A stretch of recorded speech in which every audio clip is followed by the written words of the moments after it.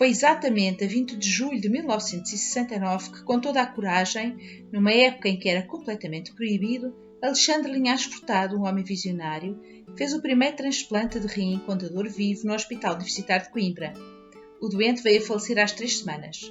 Mais tarde, em 1976, era aprovada a colheita de órgãos em cadáver e a sua utilização para transplante. E em 1980, o professor Dr. Linhares Furtado inicia no Hospital Universitário de Coimbra a colheita de rins em cadáver, tendo realizado o primeiro transplante de rim de dador cadáver em simultâneo com o Dr. João Rodrigues Pena, que realizou o transplante do segundo rim no Hospital da Cruz Vermelha Portuguesa, em Lisboa. Havia muitas emoções, porque os hospitais da Universidade de Coimbra não tinham, um ano antes, condições para que se fizessem transplantes renais ou qualquer outro transplante orgânico. E não havia também uma lei que permitisse a colheita de órgãos em pessoa viva, mesmo para transplantação. Isto, aliás, vem descrito num livro que eu publiquei sobre transplantação renal, sobre transplantes em Coimbra, chamado Contributo para a Transplantação de Órgãos em Portugal, em Coimbra, o Contributo de Coimbra. E portanto, não havia... Isso requereu mesmo discussão jurídica com várias pessoas, porque nós estávamos sujeitos a uma penalização que poderia dar prisão durante até, se não estou em erro, 8 anos, por tirar um rim para transplantar, no caso era uma irmã, para transplantar no irmão. Tudo isso foi ultrapassado com risco, sem dúvida, mas um risco que eu sempre considerei pequeno, senão não tinha. E mesmo que fosse grande, pensei que a sociedade não permitiria uma coisa dessas. Portanto, a questão do dever foi fundamental. Era escravizante em vários aspectos, não é? Sacrificando a própria família. Não havia remunerações, para nada disso. Nos hospitais eu nem tinha sequer remuneração e a maior parte dos meus colegas também não tinha. Era apenas a remuneração de simples segundo assistente da universidade, mas cumpríamos assim um dever para com o país, para com os doentes, em primeiro lugar para com os doentes, para com a sociedade, para com a universidade. E isso abria a porta a um novo capítulo da medicina nacional, despertou interesse, foi seguido um ano depois, enfim, sem sucesso no outro lado, mas a verdade é que depois surgiram problemas político-sociais que adiaram a modificação da legislação, que era necessária para poder fazer a colheita no rim de cadáver, nos cadáveres, que também foi iniciada em Coimbra. Portanto, iniciámos a colheita de dador vivo em Coimbra e no país. As primeiras colheitas em cadáveres, e como se sabe, foram 2 rins, um foi oferecido a Lisboa, outro aqui. Nós, as duas equipas começaram praticamente ao mesmo tempo, não é? Com rins escolhidos. Pouco tempo depois foi a colheita mista de rim e coração com outro colega de Lisboa, que fez a colheita de coração, outra equipa de Lisboa, mas na mesma sessão e com a colaboração das 2 equipas. Portanto, foi uma questão essencialmente de dever, que sempre prosseguia na minha vida. E como pedem-me que diga alguma coisa sobre as emoções, foram muitas. É claro, há uma de satisfação enorme de ter podido reunir uma colaboração indiscutível de muitos colegas que eu relembro, a maior parte deles, ou uma grande parte deles já é falecida, que eu relembro com imensa saudade. Incluindo o professor Antunes de Azevedo, que era o diretor do hospital, que era uma pessoa maravilhosa e que se entusiasmou e esteve presente durante a transplantação. As poucas fotografias que há desse tempo foram feitas por ele. Depois, enfim, o entusiasmo de todos, porque era fazer alguma coisa de novo. O que é novo, o que é uma inovação, entusiasma qualquer pessoa e, sobretudo, quando é bem sucedida, e no campo científico isso é essencial. Representa um progresso da humanidade em várias coisas. No caso não era da humanidade, porque o transplante renal já se fazia em várias partes do mundo, embora poucos centros, mas foi importante para nós. Naturalmente o sentido de responsabilidade foi enorme, o receio de falhar alguma coisa da nossa parte, não houve falhas, e seria realmente um mal para o país, mal para os doentes, mas não foi. Agora, houve depois um atraso, esse sim, muito grande, explicado por estas perturbações políticas sociais muito graves que vieram a acabar em 74, mas também que gerou uma legislação muito, chamada na altura, muito permissiva, mas que viria a dar bons frutos. Todavia, apesar disso, e já foi sob alguma contrariedade que eu me vi forçado em 1980 a fazer a primeira colheita de órgãos no cadáver, porque eu esperava que outros centros se avançassem mais rapidamente que nós. Nem tínhamos tomado nenhum compromisso. Outros centros tinham tomado um compromisso perante a Fundação Gulbenkian, perante o Ministério, de o fazer, mas surgiu aqui um caso e nós estávamos mais que preparados para isso. A primeira transplantação de rins quase ao mesmo tempo em Coimbra e em Lisboa, foi portanto um êxito e ficou aberto o caminho à transplantação de outros órgãos no país. Bom, eu tinha confiança absoluta naquilo que estava a fazer. Era jovem, não sei que idade tinha, mas já não me lembro, mas é fácil, 36 anos ou 35 anos. Tinha uma grande experiência de cirurgia vascular no laboratório e através dos autotransplantes renais no ser humano, com um grande êxito, aliás maravilhoso. O primeiro caso que fiz disso era interessantíssimo, mas não vale a pena agora alongar. Portanto, o resto era fácil para mim e para os meus colaboradores. Eu fiz a colheita no dador vivo por uma questão de assumir pessoalmente toda a responsabilidade, e a implantação também fila toda, do princípio ao fim. Mas tive colaboradores da parte urológica, da parte de cirurgia geral, tentei integrar os diversos serviços dos hospitais da Universidade de Coimbra nesse primeiro empreendimento. A verdade é que senti-me à vontade, não posso deixar de esquecer, e há todos os colegas, e com recordação, tenho grandes recordações deles, de alguns, da maioria, o prazer que foi sentirmos que logo após a implantação, não deve ter decorrido mais que 1 ou 2 minutos, o rim começou a funcionar, a produzir urina em quantidade num doente que já há muito tempo não sabia o que era urinar, não tinha risco que produzisse urina. Eu gostaria de dizer que, apesar de tudo, apesar das grandes dificuldades que encontrei, o rim foi mais fácil. A colheita de órgãos a cadáver estendeu-se ao fígado e em 1985 Linhares Furtado realizou o primeiro transplante hepático em Portugal sem sucesso. Nos anos que se seguiram, sobretudo nos anos 90, desenvolveu a transplantação hepática e foi pioneiro na transplantação dos outros órgãos abdominais. Em 1993 realizou o primeiro transplante de pâncreas em Portugal. Em 1994 o primeiro transplante hepático em criança. Em 1995 o primeiro transplante duplo sequencial num doente PAF no mundo. Em 1996, Linhares Furtado realizou o primeiro transplante de fígado e intestinos na Península Ibérica. Linhares Furtado foi o pai da transplantação em Portugal e o grande impulsionador da transplantação dos órgãos abdominais no Hospital Universitário de Coimbra e em Portugal. A par dos desenvolvimentos de Linhares Furtado na transplantação nacional, esteve sempre o Dr. João Rodrigues Pena em Lisboa desde o primeiro transplante renal em cadáver em simultâneo em 1980. Em 1986, um ano após a realização do primeiro transplante hepático em Coimbra, sem sucesso, João Pena realiza o seu primeiro transplante hepático no Hospital Correia Cabral em Lisboa, também sem sucesso. Nos anos que se seguiram, dedicou-se à formação dos profissionais e criação de condições para iniciar um programa de transplantação hepática. Assim, o primeiro transplante hepático com sucesso foi realizado por João Rodrigues Pena em 1992 no Hospital Correia Cabral em Lisboa. Este foi o precursor do programa de transplante hepático que continua até aos nossos dias no Hospital Correia Cabral. Em 1986 fizemos o nosso grupo no Hospital da Cruz Vermelha Portuguesa um transplante hepático.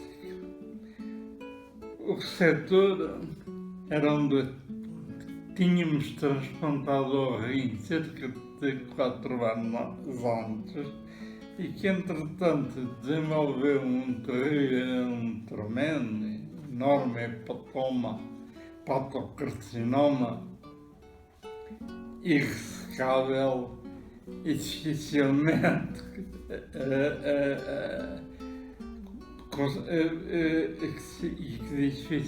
seria considerado como indicação para transplante, pelo menos nos centros que conhecemos. Porém, perante a experiência que tinha de muitos anos em Cambridge, inclusivamente a participação no primeiro transplante hepático com êxito realizado na Europa. Igualmente, o Eduardo Barroso tinha passado há alguns anos também em Cambridge, bastante tempo depois.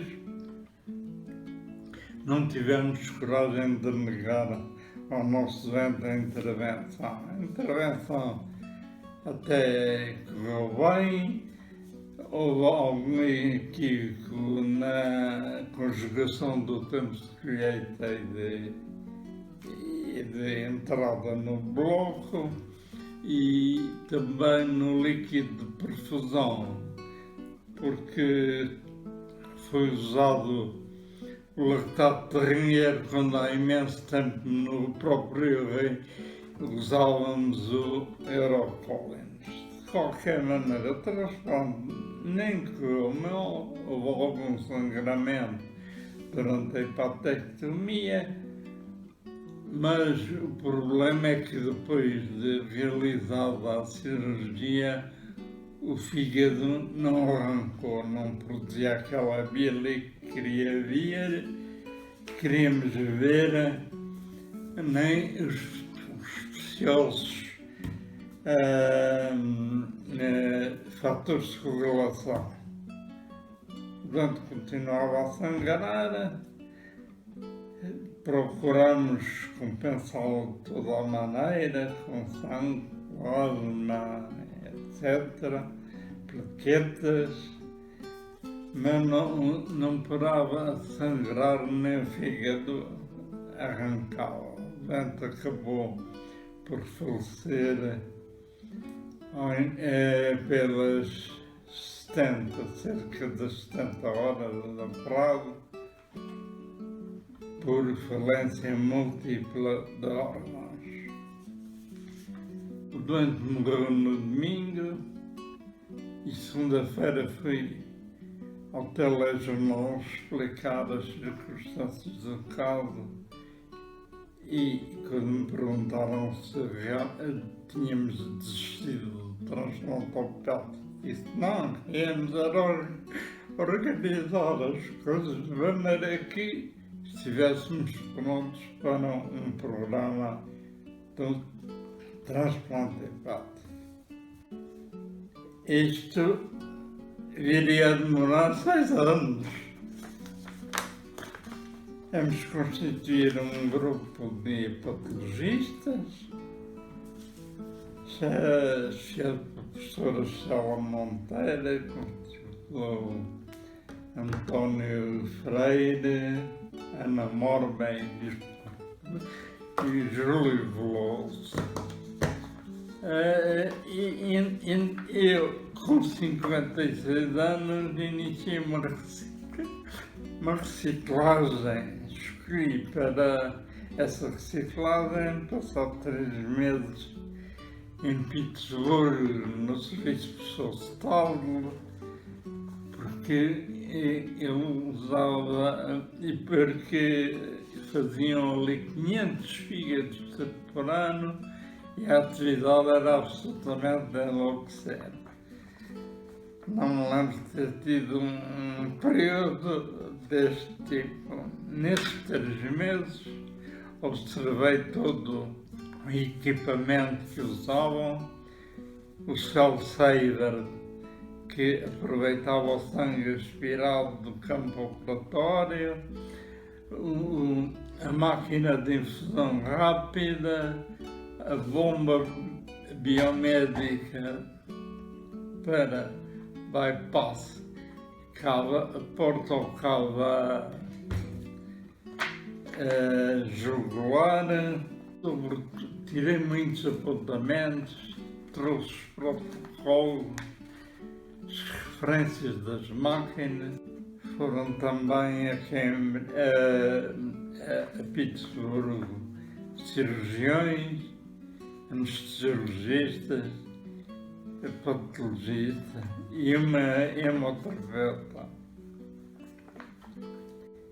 Entretanto, eu próprio resolvi passar 15 dias em Barcelona com Margarite, assisti a um transplante, recolhi todos os protocolos. Margarite tinha trabalhado no Estado e tinha um programa semanal de transplante hepático nos porcos.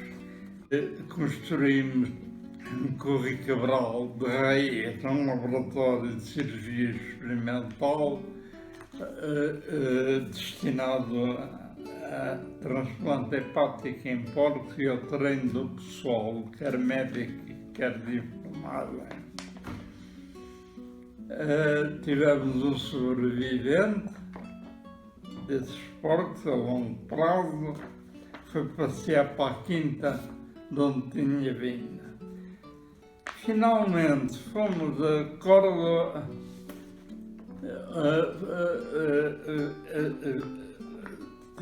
o Carlos Pera, que tinha feito 6 transplantes em 6 meses, todos com sucesso. Ora, achei que era aqui perto e juntámos 2 carros com cirurgiões, intensivistas, enfermeiras e tivemos a oportunidade de assistir a um transplante que nos foi de extrema utilidade. E foi também muitíssimo importante que os enfermeiros tenham ido, porque passaram a palavra no regresso, dizendo que aquilo é mais fácil do que o transplante no porco. Vamos a isto.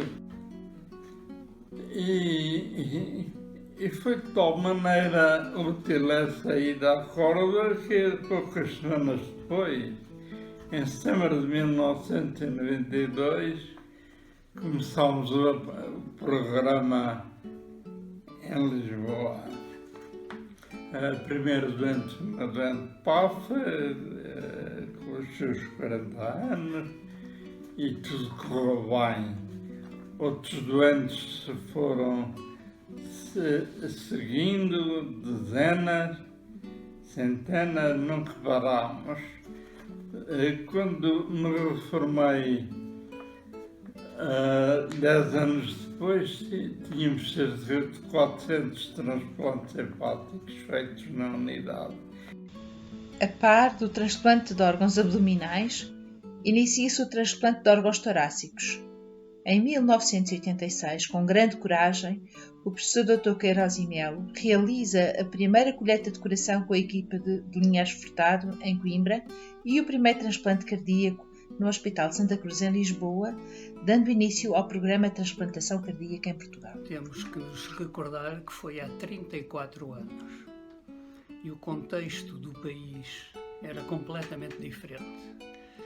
Portugal, quando fizemos o primeiro transplante cardíaco, tinha entrado na Comunidade Europeia há 6 meses e apresentava-se como um país muito atrasado, mas de facto cheio de potencialidades. E este transplante foi possível porque houve um homem visionário chamado Manuel Machado Macedo, que era o nosso chefe, que fez no Hospital de Santa Cruz uma obra notável para a altura, visto que percebeu que a única forma de dar um progresso enorme no tratamento cardiológico era promover o trabalho em equipe que ele fez e se rodeou de um conjunto de pessoas, umas que já estavam aqui e muitas que vinhamos de várias partes do mundo, seja dos Estados Unidos, seja de Inglaterra. E também temos que nos lembrar que na altura o transplante estava envolvido em controvérsia. havia um jornalista que publicou um livro chamado O Escândalo dos Transplantes, em que promovia a ideia de que os transplantes era algo de muito irregular. Nós, claro que não concordávamos com ele, mas pensávamos que havia um ponto que ele tinha razão, é que a lei não era clara, de forma que achámos, quando iniciámos este projeto, que era particularmente oportuno promover uma revisão da lei. E começámos a falar nisso. Só que quem, de certa forma, condicionava tudo o que se passava na altura, tudo o progresso nos cuidados médicos, era a Fundação Gulbenkian, sobretudo processos novos. E quando eu fui à Fundação Gulbenkian falar com o diretor de Serviços de Saúde, o Dr. Raymond Pinto, ele disse-me que nem pensasse nisso, porque se voltássemos a mexer na lei dos transplantes ia ser muito complicado, até porque nessa altura o dito jornalista tinha recebido um prémio de relevo por causa desse livro publicado. De forma que decidimos que continuávamos mesmo assim.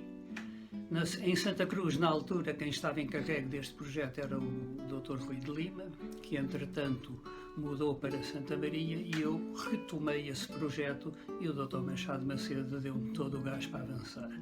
Fizemos a preparação experimental no laboratório Sanitas, concluímos alguns detalhes do protocolo que já tinha sido praticamente todo feito pelo Dr. Rui de Lima, e quando nos consideramos prontos, fomos de novo falar à Gulbenkian e pedir o apoio para alguns detalhes. E nessa altura o Dr. Raymond Pinto disse: "Moça, só há uma pessoa em Portugal que neste momento correrá ou fará o movimento de o deixar colher um coração, que é o professor Linhares Furtado em Coimbra." Eu fui em Coimbra, falei com o professor Linhares Furtado e assim de facto aconteceu. No dia 18 de fevereiro de 1986, às 2h30 da tarde, o professor Linhares Furtado telefonou-me a dizer que havia um dador.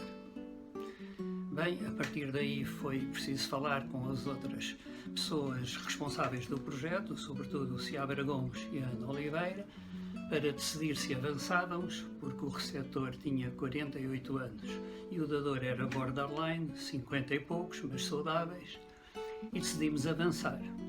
Veio um helicóptero do INEM, que aterrou em Santa Cruz às 3 e pelas 4 da tarde estávamos no pátio da universidade, onde aterramos e onde imediatamente se formou um pequeno grupo onde estavam alguns médicos que eu conhecia do meu tempo de militar da Guiné, que perceberam o que se ia passar. O Dr. Mota foi inexcedível, fizemos a colheita de órgão no Serviço de Urologia dos hospitais da Universidade e pelas 6 da tarde a colheita estava feita e regressámos a Lisboa. Estamos a falar de inverno, faz noite muito cedo e o regresso não foi fácil. Felizmente que eu sou da região centro, conheço bem as estradas e isso foi de muita utilidade, visto que o helicóptero não tinha forma de orientação noturna, mas eu conheço bem as estradas e que toda aquela região, e assim chegámos a Santa Cruz, onde foi feito o transplante. Este transplante correu extremamente bem. Pelas 11h30 da noite estava acabado e na altura foi muito curioso porque fomos festejar, mas cheios de incerteza. Um dos pilares do nosso programa, a Maria José Reloxo, claro que não foi, ficou a tomar conta do doente, visto que ela é uma labutadora incansável e silenciosa e pouco exposta à publicidade. Fizemos este transplante com grande divulgação, como calculam, e uma das coisas que aconteceu curiosa foi que eu comecei a receber repetidamente cartas com ameaça de morte por ter roubado o coração a um doente. Não foi agradável e durante 1 ou 2 semanas devo dizer que todos os dias de manhã cedo, que ia cedo para o hospital ao sair de casa, e à noite ao regressar, olhava bem a toda a volta para ver se haveria algum eventual agressor por ali. Este programa continuou sempre com grande empenho, mas eu diria com pouco empenho institucional de nos podermos crescer, visto que houve sempre um conflito grande entre um programa de transplantação ativa e a cirurgia cardíaca de rotina. Mas isto foi possível pela multidisciplinaridade, que hoje em dia é óbvio, mas há 34 anos era rara.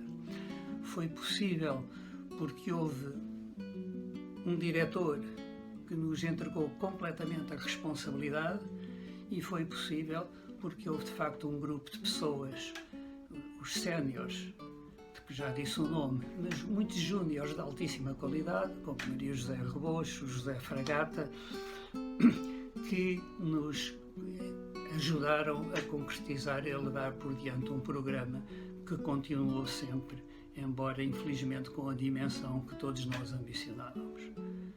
É para mim muito grato ver que tudo continua, é para mim muito grato perceber que foi sobretudo pelo trabalho em equipe que conseguimos realizar isto. Em 2001, quando já se fazia em toda a Europa, o Dr. Henrique Vaz Velho realiza o primeiro transplante pulmonar no Hospital de Santa Marta, dando início ao Programa de Transplantação Pulmonar Nacional. Toda a Europa transplantes, não sabe fazer, é necessário fazer ainda por cima. E, portanto, começou-se a organizar em Santa Marta, comecei a organizar em Santa Marta as várias equipas. Portanto, fui falar com os vários grupos profissionais, ver qual era a disponibilidade que tinham. E as pessoas foram corresponder nessa parte, foram ótimas e corresponderam. Em relação ao grupo cirúrgico novo, estávamos todos interessados, não é? Era um bocado difícil, era arranjar tempo para fazer a cirurgia experimental.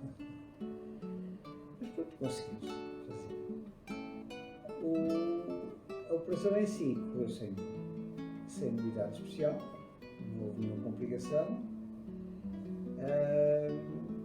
Depois, às 24 ou 48 horas, começou a sangrar um bocadinho mais do que gostávamos, abrimos, eventualmente havia uma zona que sangrava um bocadinho, damos um ponto, fechamos, não foi nada especial, continuou exatamente a mesma, só que a doente começou a evoluir assim. E nada parou. Ao fim de certinho, portanto foi assim uma coisa. Quer dizer, quando a gente faz uma coisa mal feita, não é? Não se deu por nada, não se percebeu bem porque é que morreu, ficou assim, não houve tempo de esquema, não houve nada assim, nada que justificasse, ficámos sem perceber. Depois começámos a conversar com colegas de outros sítios e tal, e começámos a achar que o Perfadex era melhor. Pronto, entretanto, foi-se planear o estágio da equipa, foi sempre difícil, foi sempre complicado, e pronto, mesmo depois de fazermos o primeiro transplante vivo, morreu bem, foi muito noticiado, continuou tudo assim mais ou menos em regime amador. Portanto, até ao fim, foi sempre regime amador. Por essa altura não tínhamos receptores. Apareciam os órgãos, não tínhamos ninguém a quem expor, porque os pneumologistas das instituições nos mandaram. Portanto, só vivíamos à custa dos receptores da pneumologia de Santa Marta. E um ou outro ex-pneumologistas de Santa Marta, que tinham sido ao hospital e estavam nos centros, e que nos mandavam dentro, do resto nada. Sabíamos que Santa Maria mandava para a Espanha, sabíamos que o Porto mandava para a Espanha, os seus doentes, e andámos a ver nisso. José Fragata Com larga experiência em transplantação cardíaca, tendo participado no primeiro transplante cardíaco em 1986, iniciou o programa de transplantação cardíaca no Hospital de Santa Marta, onde tem dado um grande contributo para a transplantação cardíaca em Portugal, e desenvolvido também o Programa Nacional de Transplantação Pulmonar. O professor Dr. José Fragata situa-se entre os pioneiros com o primeiro transplante cardíaco pediátrico em 2005. O meu nome é José Fragata, sou um cirurgião cardíaco, hoje com 40 anos de prática, e tive o privilégio de participar na epopeia da cirurgia cardíaca portuguesa, epopeia que foi também, e em paralelo, a da transplantação cardíaca. Participei nos preparativos que culminariam na realização do primeiro transplante cardíaco em Portugal, corria o ano de 1986, transplante em que fui também, honrosamente, o primeiro ajudante. Depois viria a acumular uma vasta casuística, primeiro na transplantação cardíaca e depois na transplantação pulmonar, cujo programa nacional relancei com a credibilidade que tem. Realizaria entre nós os primeiros transplantes cardíacos na infância e também as primeiras assistências cardíacas mecânicas como ponte para transplantação cardíaca em bebês. Fiz, em suma, o que tinha que ser feito. A atividade da transplantação sempre esteve associada a grandes protagonismos. Direi, mais pelo aparato do que pela sua dificuldade intrínseca. Maliciosamente, dizia o pioneiro americano Norman Shumway, "There are more people out there living out of transplantation than from transplantation itself." Mas escolhi falar-vos hoje, brevemente, de outras e mais nobres dimensões da transplantação. O altruísmo, a confiança e o primado da vida. A transplantação é uma notável afirmação de altruísmo, não só por parte de quem doa, esse é um exemplo da mais alta e mais extrema generosidade final, como por parte de quem transplanta pela dádiva do risco próprio, pela dádiva do seu tempo e da sua extrema competência. 24 sobre 24 horas, todos os dias do ano e normalmente a más horas. Mas a transplantação não é uma atividade enormemente baseada em confiança. Confiança por parte dos receptores que nos confiam as suas esperanças numa vida prolongada e numa vida melhor. Confiança nas equipas, na anuência terapêutica dos receptores e, finalmente, confiança das famílias e da sociedade numa prática que se tem afirmado como salvadora. Mas o que a transplantação mais evoca é o primado da vida. A transplantação restaura a vida a partir da morte e oferece qualidade de vida a quem dela se não recorda há muito tempo. Outras vezes, a transplantação é uma continuação da vida. Há dias, recebi uma fotografia de um bebê recém-nascido. Um bebê lindo, o filho do meu primeiro transplantado na infância, o João, que transplantei quando tinha apenas 2 anos. Imagine-se, já lá vão 28 anos e que agora foi pai. É por tudo isto que sempre achei a transplantação uma das mais nobres atividades da medicina e me sinto hoje privilegiado por, ainda que modestamente, ter contribuído entre nós para o seu bom desenvolvimento. Obrigado. A estes pioneiros nunca saberemos agradecer devidamente o legado que nos deixam, marcado pela visão, coragem e grande sacrifício pessoal e familiar. A sua verdadeira recompensa vem espelhada na felicidade de cada doente que se salva e que melhora a qualidade de vida com a transplantação de órgãos.